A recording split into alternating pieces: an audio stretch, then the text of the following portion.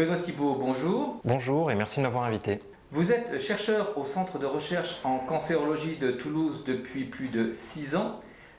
Votre travail vise à mettre en évidence de nouvelles cibles thérapeutiques dans la prise en charge du cancer afin de proposer des alternatives aux traitements existants et ou sensibiliser les tumeurs à ces thérapies. Grâce à une formation académique internationale, vous êtes passé par l'université McGill à Montréal au Canada et des collaborations avec les laboratoires pharmaceutiques Pierre Fabre et de Biopharm, vous avez développé une expertise dans la pharmacologie des thérapies ciblées, notamment celles ciblant l'axe PI3K-AKT par des stratégies conventionnelles ou par le biais de combimolécules.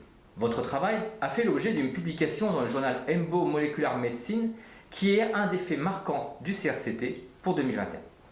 Alors en quelques mots, de quoi parle-t-on ?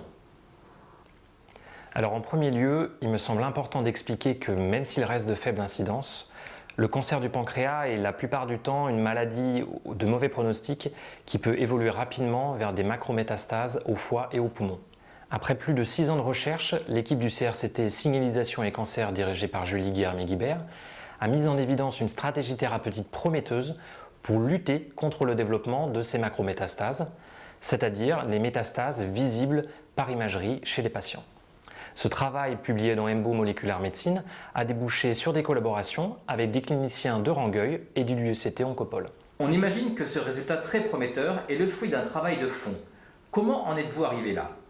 Tout a commencé grâce au plateau de bioinformatique du CRCT. En utilisant des bases de données d'échantillons de patients libres de droit, nous avons comparé le profil d'expression des gènes entre des tumeurs non métastatiques et des tumeurs macrométastatiques. Nous avons mis en évidence la voie de signalisation PI3 kinase comme étant discriminante dans ce processus. Nous avons noté en effet que les gènes régulés par cette voie, et en particulier par une isoforme de PI3 kinase appelée PI3 kinase alpha, étaient augmentés chez les patients atteints de macrométastases.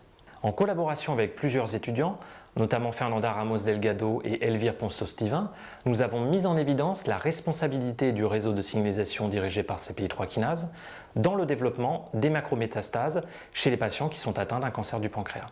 Ce rôle est en partie dû à la capacité de la PI3 kinase alpha à activer les macrophages associés aux tumeurs. Dans le détail, et sous le contrôle de la PI3 kinase alpha, les cellules tumorales sécrètent de l'interleukine 3, qui va activer la synthèse de TNF-alpha par les macrophages, permettant en retour une migration de ces cellules tumorales. Ces premières données sont très intéressantes, mais vous avez aussi validé cette hypothèse chez les patients.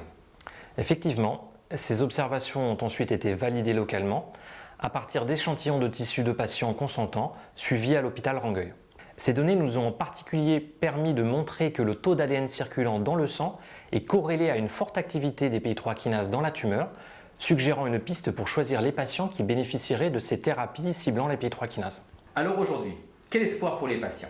Nous n'en sommes qu'au stade de la recherche fondamentale, mais cette thérapie basée sur des inhibiteurs de PI3 kinase ne nécessiterait pas le développement de nouveaux médicaments. Il suffirait d'utiliser les inhibiteurs de PI3 kinase existants à des chimiothérapies classiques. Nous continuons à travailler sur le sujet afin de promouvoir le lancement d'une étude clinique. Et nous devons en particulier mieux comprendre comment la PI3 kinase alpha module le dialogue entre les cellules tumorales et les cellules immunitaires afin d'imaginer des combinaisons de thérapies. Merci Benoît pour vos explications. Vous pouvez retrouver les références de l'article original en bas de votre écran. Reste à remercier toute l'équipe Signing de Julie Guilhermet-Guibert pour cette publication très intéressante. A très bientôt pour d'autres rencontres scientifiques. En attendant, retrouvez toutes nos informations sur notre site web et nos réseaux sociaux.